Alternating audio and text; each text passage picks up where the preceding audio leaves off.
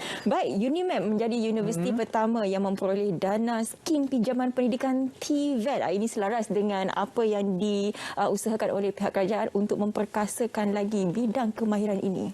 Jadi hari ini kita nak bercakap mengenai UNIMEP yang menawarkan program profesional TVET ini. Kami sangat berbesar hati hari ini bersama dengan penonton Selamat Pagi Malaysia hari ini. Kita ada Profesor Teknologis Dr. Zaliman Sauli, Naib Chancellor Universiti Malaysia Perlis ke studio Selamat Pagi Malaysia. Selamat pagi, Doktor. Ya, selamat pagi. Prof. Assalamualaikum. Sihat ya? Salam. Alhamdulillah. Terima kasih. Ridwan dengan Syafiqah. Baik. Terima kasih, Kalau kita boleh lihat di sini, semalam telah berlangsung simbolik penerimaan pelajar program profesional UNIMEP dan dana skim pinjaman TVET. Mungkin Prof boleh secara mukadimahnya itu dahulu, Prof. Okey, baik. Terima kasih. Sekali lagi saya ucapkan terima kasih kepada pihak RTM dan Selamat Pagi Malaysia. Jadi semalam pihak Universiti Malaysia Perlis telah mengadakan simbolik penerimaan pelajar-pelajar baru bagi program profesional TVET sini, di mana kita telah mendapat kerjasama daripada Perbadanan Tabung Pembangunan Kemahiran Malaysia yang telah memberikan dana pinjaman kepada pekerja-pekerja untuk mengikuti program profesional di UNIMEP. Dan UNIMEP kita telah menubuhkan pusat pembangunan profesional dan pembelajaran berterusan, iaitu pembelajaran sepanjang hayat lah. Jadi bersesuaian dengan hasrat kerajaan untuk memberi peluang kepada semua rakyat dan masyarakat meneruskan pengajian mereka. Jadi program profesional ini kita lebih memberi peluang kepada pekerja-pekerja untuk meningkatkan kemahiran mereka. Jadi mereka tidak perlu hadir secara pendidikan formal untuk meneruskan pengajian mereka. Jadi semalam kita telah menerima 40 orang pelajar-pelajar baru, dan penerimaan pelajar ini telah dibuat oleh Timbalan Ketua Setiausaha Kementerian Pengajian Tinggi sendiri. Ya. Dan kami difahamkan juga ada satu skim ini, dana skim pinjaman TVET pekerja PTPK yang telah diberikan kepada UNIMEP.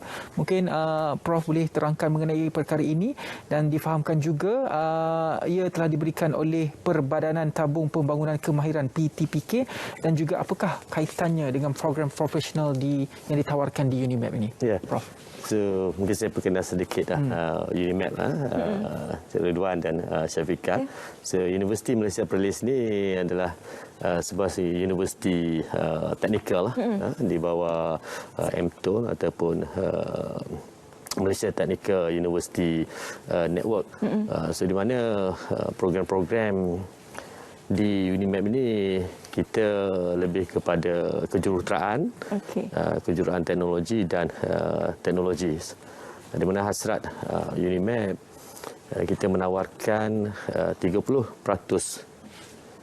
program kejuruteraan dan 70% lagi adalah yang berteraskan kemahiran ataupun TVET. Jadi selaras dengan itu, melalui tadilah pusat pembangunan profesional dan pembelajaran berterusan di UNIMEP ini yang kami punyai di 2 lokasi, iaitu di Kuala Lumpur dan satu lagi di Kulim High Tech, telah menawarkan program-program profesional. Program profesional ini di 3 peringkat, iaitu diploma profesional, bachelor profesional dan master profesional. Jadi kita telah mengadakan kerjasama dengan PTPK, iaitu perbadanan yang menawarkan pinjaman untuk pekerja-pekerja melanjutkan pengajian mereka secara part-time, secara separuh masa, dan juga secara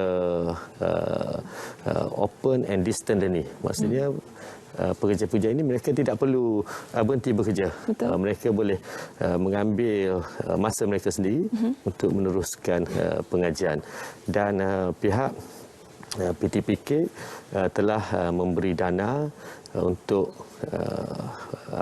pelajar-pelajar ini membuat pinjaman bagi meneruskan pengajian mereka dalam bidang TVET lah, dalam bidang teknikal. Dan program yang pertamalah yang kita telah tawarkan lebih kepada program-program kemahiran TVET tadi dalam bidang pembinaan elektrikal, mekanikal dan sebagainya.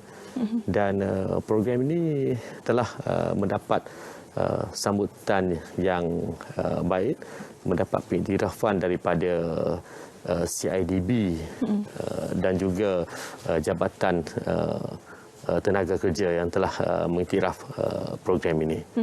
Program ini disasarkan kepada pekerja, bermaksud mereka dah mempunyai pengalaman di luar sana. Jadi apa di antara modul ataupun silibus kelebihan mereka mengikuti program ini berbanding pelajar-pelajar lain yang mungkin tak ada pengalaman, yang tengah ambil ijazah, diploma sekarang, bagaimana? Betul. Jadi program ini memang kita memberi peluang kepada mereka-mereka yang sedang bekerja. Kerana kita tahulah kalau pelajar-pelajar daripada peringkat SPM, matrikulasi, STPM dan sebagainya, mereka boleh meneruskan masuk ke kolej matrikulasi dan mengikuti pengajian secara formal di universiti.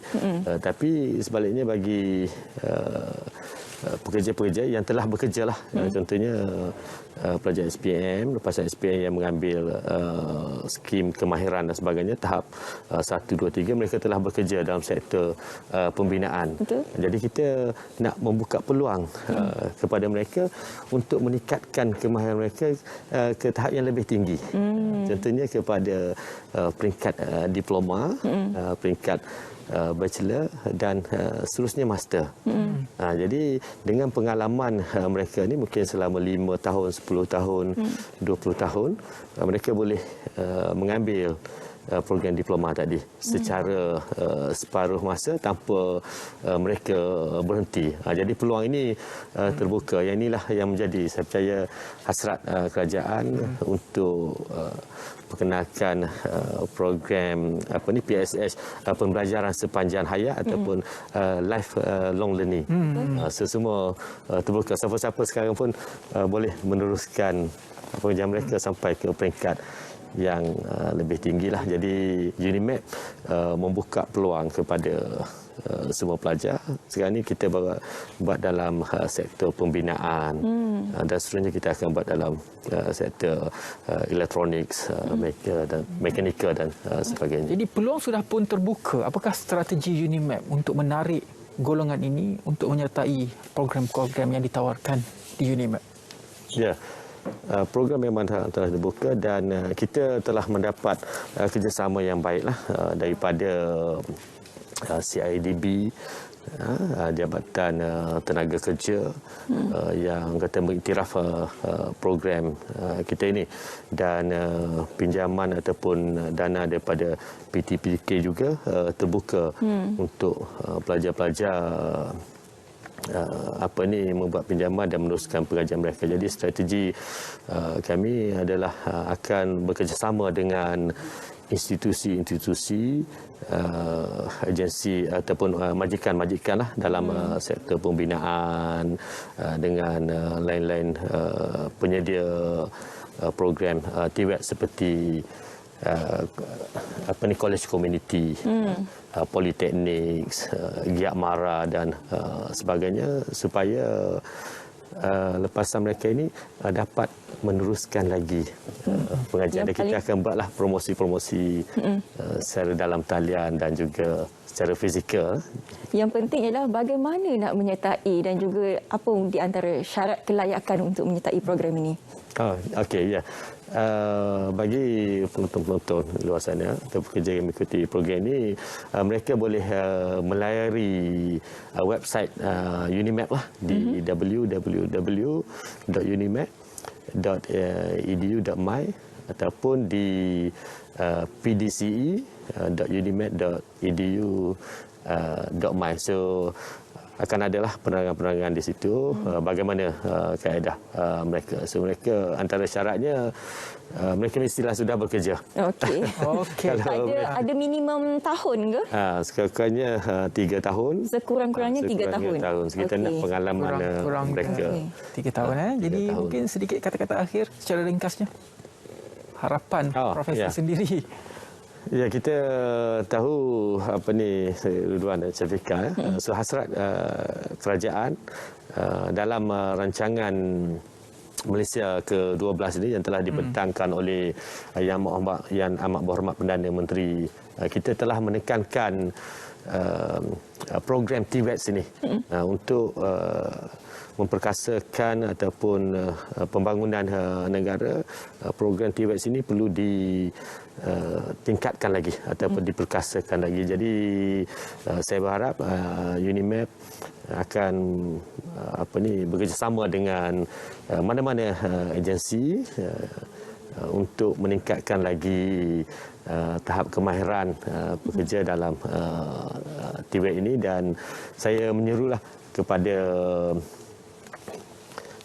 sekali lagi pekerja-pekerja ataupun penonton untuk meneruskan pengajian mereka ataupun pelajaran mereka di dalam program TVET ini di UNIMAP lah, Universiti Malaysia Perlis. Okey, jadi kepada anda yang ingin menyambung pelajaran ke program profesional TVET yang ditawarkan oleh UNIMAP, bolehlah terus saja melayari laman sesawan dan juga nombor telefon yang tertera di kaca TV anda. Sekali lagi kita nak ucapkan terima kasih kepada Profesor Teknologis Dr. Zaliman Sauli, Naib Chancellor Universiti Malaysia Perlis UNIMAP, kerana sudi bersama dengan kita hari ini. Terima kasih, Prof. Terima kasih Syafiqah dan Ridwan. Beberapa segmen lagi untuk kami berikan kepada anda, tetapi sebelum itu kita berehat seketika. Teruskan kesetiaan anda bersama dengan Selamat Pagi Malaysia.